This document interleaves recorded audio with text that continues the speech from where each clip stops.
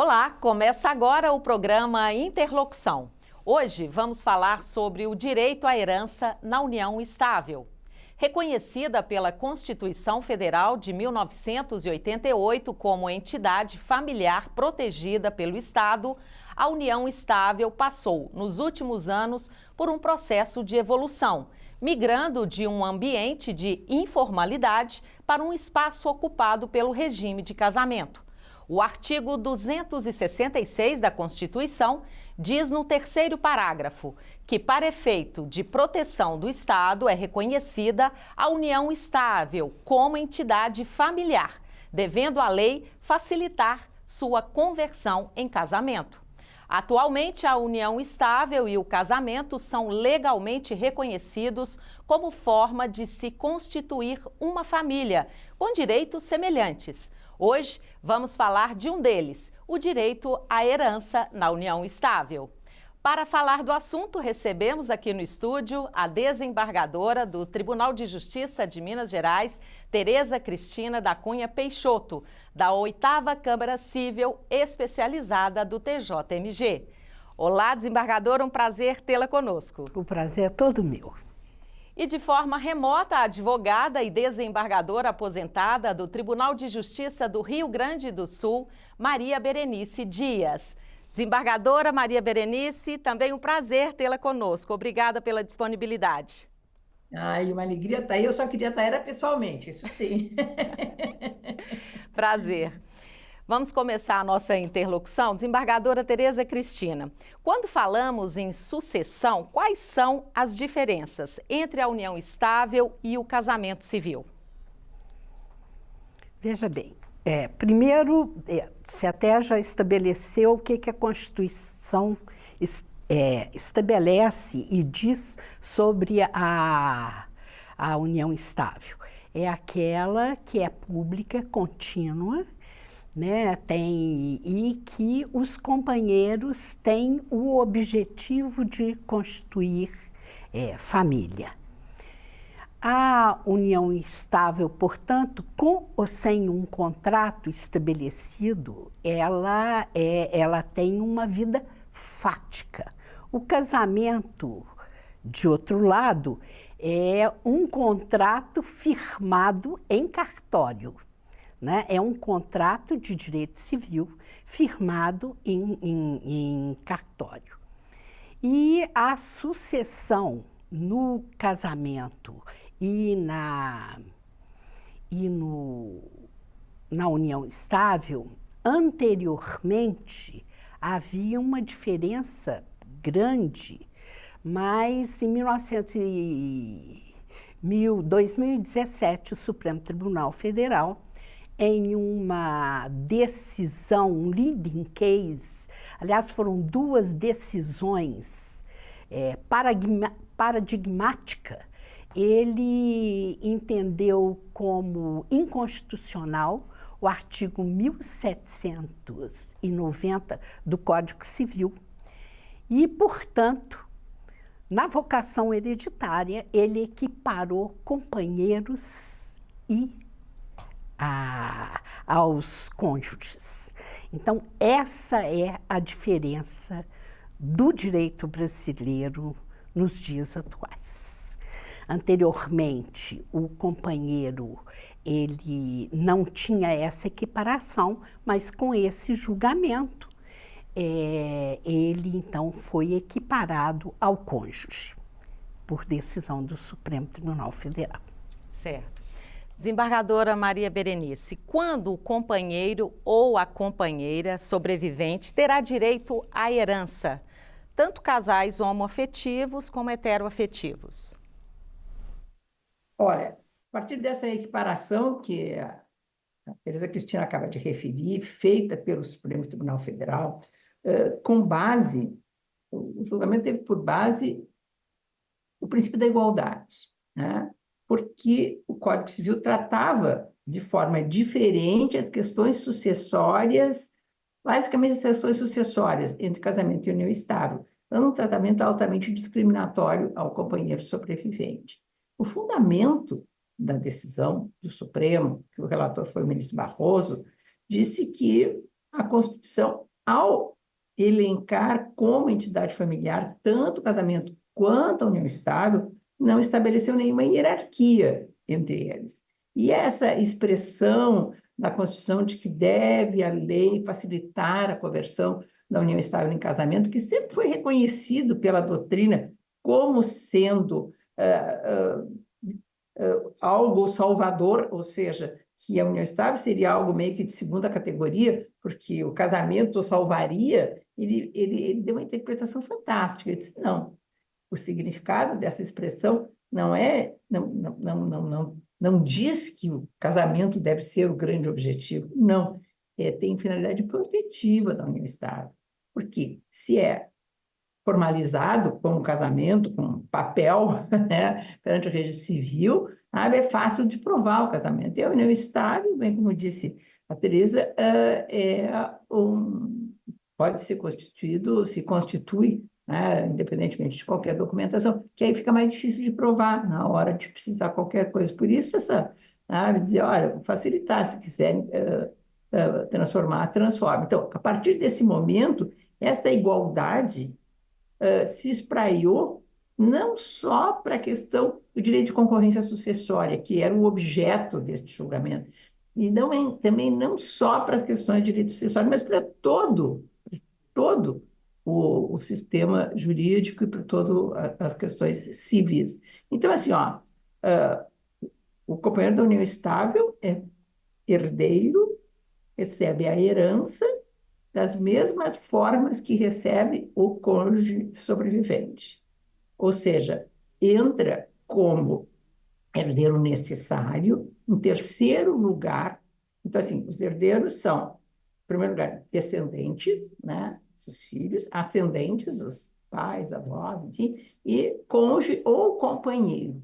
A lei fala só em cônjuge, mas por causa dessa decisão do Supremo, leia-se cônjuge e companheiro. Então, quando é que o companheiro recebe a herança? Recebe a herança se o que faleceu não tinha nem descendentes, nem ascendentes, então recebe tudo. Se, por acaso, o falecido tinha descendentes ou ascendentes, o companheiro sobrevivente ele não é mais herdeiro, porque uma classe exclui a outra, mas tem direito ao que se chama direito de concorrência sucessória. E foi uma novidade que veio no Código Civil, que ninguém entendeu muito porque aqui que veio. Eu, pessoalmente, sempre fui muito contra esse instituto, porque defere parte do patrimônio do falecido para o cônjuge ou companheiro sobrevivente. Mas sobre que bens? Quais são os bens que ficam, né, para este sobrevivente, mesmo que a pessoa tenha filhos, mesmo que a pessoa tenha ascendentes? Parte dos bens particulares. Eu acho isso um absurdo, porque simplesmente o companheiro ou cônjuge sobrevivente vai ficar com parte do patrimônio que ele não ajudou a contribuir, que são os bens que a pessoa tinha antes do casamento ou antes da união estável, né? Ou de relacionamento anterior, ou ganha por herança, ou ganha por doação. Sempre achei isso um absurdo. Se fosse para ganhar alguma coisa, para proteger, sobreviver, deveria ser sobre os bens adquiridos durante o casamento ou durante a união estável. Aí estava bem. Não, mas a regra atual recebe sobre parte dos bens particulares. Isso gera injustiças perversas. Aqui, por exemplo, no Rio Grande do Sul, onde nós temos grandes fazendeiros e tal, aquelas fazendas que passam de geração em geração com o nome da família, vejam que alguém que tem bens assim, se vier a casar ou vier a viver no estável e morre, este companheiro ou cônjuge sobrevivente vai ficar com uma parte dessa herança, dessas fazendas. E o dia que esse companheiro morrer, não vai voltar para os filhos, sabe? Essa sucessão hereditária. Então, até posso dizer que, em boa hora, nesse aspecto, esse projeto da reforma do Código Civil, do qual eu participei, acaba com o direito de concorrência sucessória. Isso eu achei bom. Outras coisas eu achei ruim, mas isso aí eu achei bom. Tá certo. Desembargadora Teresa Cristina, o casal que vive em união estável, ele pode escolher a linha sucessória? Bom, a linha sucessória no direito brasileiro, veja bem, herdeiros O artigo que a Berenice acabou de falar, 1829, ele fala da vocação hereditária. O que é a vocação hereditária? São aqueles que concorrem na herança entre si. Até a Maria Berenice, eu tenho aqui um pouco de... Nós vamos criar aqui um pouco de polêmica, porque ela diz que o companheiro herda, é herdeiro necessário, e eu tenho um entendimento diferenciado, porque quando foi julgado, quando foi entendido pelo Supremo Tribunal Federal, com base exatamente na dignidade da pessoa humana, com base na igualdade de direitos, né, que o cônjuge o companheiro se equiparava ao cônjuge, nos embargos declaratórios, o ministro Barroso, ele deixou claro, mas claro, que na realidade estava se entendendo como inconstitucional o artigo 1790 do Código. Eles não estavam pronunciando sobre os outros. Então, eles não estavam falando sobre herdeiros necessários e etc., porque não estava em discussão absolutamente isso. Então, porque hoje eu tenho que seguir o caminho do Supremo Tribunal, né, Berenice? Não tem jeito, no meu mistério. Eu acho que o cônjuge, o companheiro participa da vocação hereditária, sim, mas ele não pode ser considerado herdeiro. A desembargadora Maria Berenice quer falar, levantou a mão. Assim, enquanto tu estava falando, eu pesquisei aqui, do Supremo não temos mesmo nenhuma decisão nesse sentido, mas aqui encontrei 3 decisões do Superior Tribunal de Justiça reconhecendo que o companheiro sobrevivente é sim herdeiro necessário. As 3 decisões do STJ, fora todas as decisões que já tem. Então, essa posição não é só da doutrina, mas também é da justiça. O programa Interlocução vai fazer um breve intervalo e voltamos já.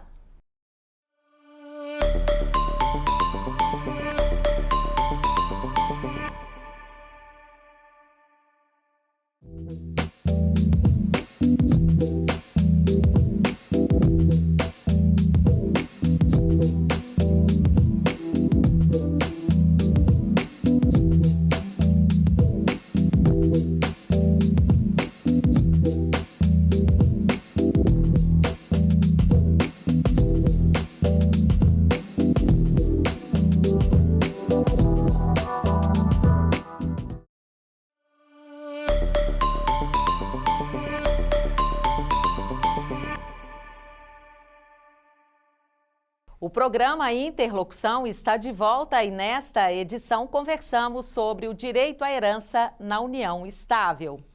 Desembargadora Maria Berenice, a senhora fez parte da comissão, né, de estudo aí do novo Código Civil. Eu queria que a senhora comentasse o que foi alterado, o que pode ser alterado nesse projeto de lei em relação à união estável.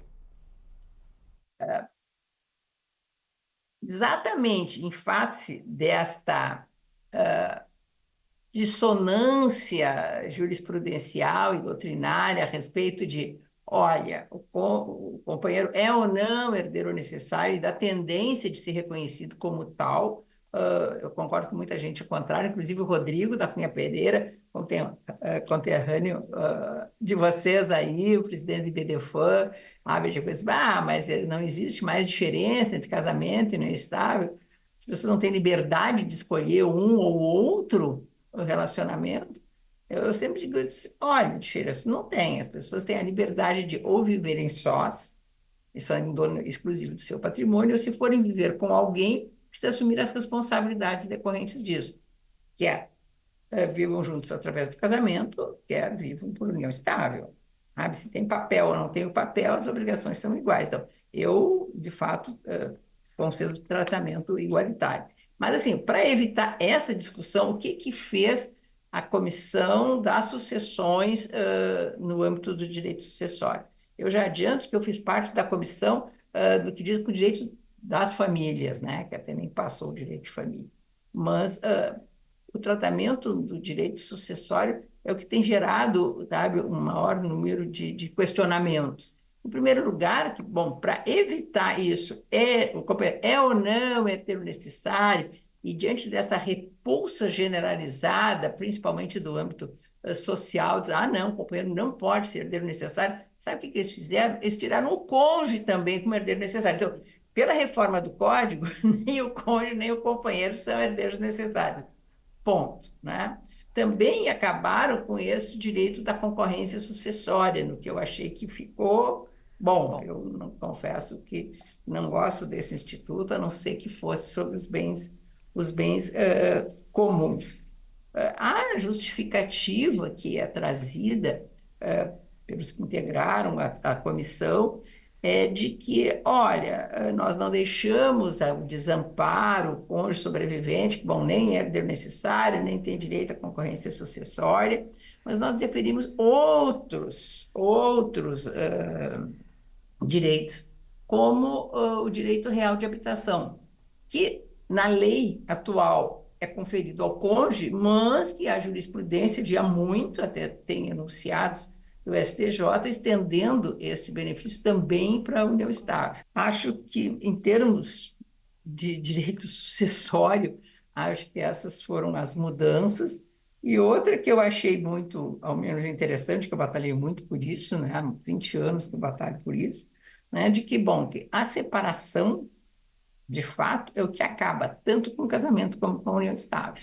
Então, aquela norma do Código que garantia, 1830, que se a pessoa se separava, né, sem se divorciar, só se separava, se um viesse a morrer até o prazo de 2 anos, teria direito à herança. Gente, em 2 anos o casamento já acabou, terminou, cessaram os deveres do casamento, cessou também a comunicação patrimonial. Então, assim, um artigo para lá de arcaico, quer dizer, tentar manter o casamento mesmo depois de separados para garantir herança, né, ao sobrevivente. Então, assim, com esse dispositivo também revogado, que já fazia também um tempo que a jurisprudência já não estava aplicando mais, de qualquer maneira, limita um pouco, e ainda bem, né, esse direito sucessório, tanto do cônjuge quanto da união estável. Desembargadora Tereza Cristina, em relação a como esse casal pode ter segurança jurídica, por exemplo, se quiser incluir o companheiro como herdeiro necessário. Herdeiro necessário, vamos separar isso de herdeiro necessário, porque a vocação hereditária, quer dizer, os herdeiros necessários estão nominados na lei. Podem mudar. Então, isso aí não tem jeito. Na realidade, o que eu posso dizer para o casal, tanto quanto quando for casarem, que façam um pacto antinupcial, e os companheiros que façam um contrato de união estável. Mas, para isso, é necessário procurar uma pessoa especializada para entender os regimes de bens, para compreender as consequências de cada um dos regimes de bens existentes, para eleger aquele que melhor, né, se adequa ao casal. E também, nesse contrato e nesse pacto, já fazer o planejamento sucessório, também da mesma forma. Vai depender do regime de bens, né, daquele casal. Também ouvindo um profissional, um advogado, com relação a isso. Porque quando se trata de sucessão, e aí a Berenice vai lembrar, né, como desembargadora, entrou dinheiro, as famílias, elas se degladiam, elas se dividem, elas acabam, não há mais amizade, não há mais nada. Então, na realidade, você pode contornar os problemas. Eles haverão, eles surgirão, mas eles podem ser menos menos agressivos, eu diria assim, um pouco mais, com uma solução um pouco mais viável, se há esse planejamento sucessório. Certo. Desembargadora Maria Berenice, a gente está chegando ao final do nosso programa, mas rapidamente, em relação à pensão, né, por morte, quem ficaria? É reconhecida e comprovada a união estável, o companheiro fica. Agora, nessas hipóteses de multiconjugalidades, que são realidades que existem e que eu não sei porquê, ou sei porquê, o projeto de reforma não contemplou, né, que é uma realidade muito masculina, né, de que quem tem mais de uma família acaba não sendo responsável por uma delas ou por ambas, né? E isto acaba sendo um incentivo para que os homens tenham duas famílias, porque não pega nada, né? Isso não gera nenhuma responsabilidade. Então, nessa hipótese, acaba o companheiro não recebendo nada. Sabe? Isso aí é bem ruim. Agora, com relação à pergunta anterior, eu gostaria de dizer assim, que há a possibilidade também, além da eleição do regime de bens por pacto antinupcial, há a probabilidade por via testamento, né, os companheiros deixarem um para o outro, mas não no mesmo testamento, né, isso é proibido, testamentos separados, a deixar instituir o outro, por exemplo, como herdeiro testamentário da metade dos bens, né, e no fundo corresponderia quase à meação. E todas as pessoas podem dispor da metade do seu patrimônio, para quem quiser. Pode deixar para algum parente ou para alguma instituição, sabe? Só não pode deixar para animais, enfim. Então, isso é possível. Então, há possibilidade para dar esse tipo de garantia de via testamento. Olha, deixo a totalidade ou parte, né, dos meus bens disponíveis, da disponibilidade do meu patrimônio para fulano, para fulana de tal. Isto garante não vir herdeiro necessário, mas ao menos acaba recebendo o quinhão que o outro resolve deixar. Mas isso, olha, é importante que as pessoas atentem a isso. Eu não sei por que os casais têm enorme dificuldade de falar nessas questões patrimoniais, quer antes do casamento, quer durante os relacionamentos, enfim, e isso depois gera confusões terríveis, né? Agora, com essa sucessividade de relacionamento que as pessoas têm, então fica muito pior, porque muitas vezes a companheira sobrevivente não é a mãe dos herdeiros, dos filhos do falecido, sabe? Isso muitas vezes gera um conflito. Tanto que a jurisprudência já chegou ao STJ, ao menos em duas possibilidades, de afastar absurdamente o direito real de habitação do companheiro sobrevivente, sob a alegação de que, olha, é uma pessoa, tem bens e tal, dá para flexibilizar. Acho que não dá, né? Mas tem que flexibilizar. Até porque, assim, ó, muitas vezes, até eu tive um cliente meu que era isso, ele era casado, uma união homoafetiva, né? Ele era casado com um rapaz mais jovem do que ele, enfim, e aí quando ele faleceu, eu fiz uma reunião com os herdeiros, eu disse, olha, ele tem o direito de habitação sobre o imóvel onde ele morava. Aí os filhos disseram assim, mas ele é muito mais jovem do que qualquer um dos filhos, ele vai viver o resto da vida num apartamento que no fundo é nosso. Eu disse, bom, é isso. No fundo, esse meu cliente acabou comprando a parte dos filhos e tal, e ficou lá, porque ele tinha até a condição. Mas, sabe, em face dessas realidades, está se relativizando também o direito real de habitação, que eu acho ruim, e na reforma também achei que ficou mal mesmo, como a Tereza Cristina disse. Quero agradecer muito a participação da senhora desembargadora Maria Berenice. Muito obrigada. Foi uma alegria. Desembargadora Eu Tereza posso Cristina. falar só um pouquinho? Pois não. Eu quero, acrescentando o que a Berenice disse, dizer que quando se faz um planejamento sucessório, e que é de todo essencial que se faz hoje no Brasil, um planejamento sucessório, é preciso, quando há alguns fatos importantes que aconteçam na vida do casal, é preciso de atualizar esse planejamento sucessório, porque senão ele vai dar problema. Lá na frente ele vai dar problema. Então é preciso, faz o planejamento sucessório, até no contrato, mas atualiza-se esse planejamento quando ocorrer, por exemplo, a aquisição de um grande patrimônio, filho, alguma coisa acontecer, tem que fazer. Não pode deixar e entender que fez uma vez e acabou e que vai para...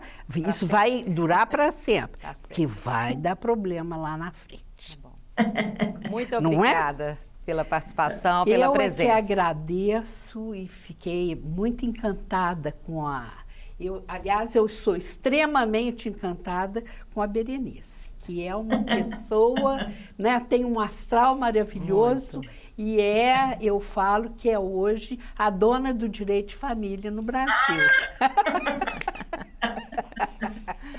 Eu acho, né? Tá certo. Bom, termina aqui o programa Interlocução. Agradeço a participação das nossas convidadas e a você que nos acompanhou. Até a próxima edição.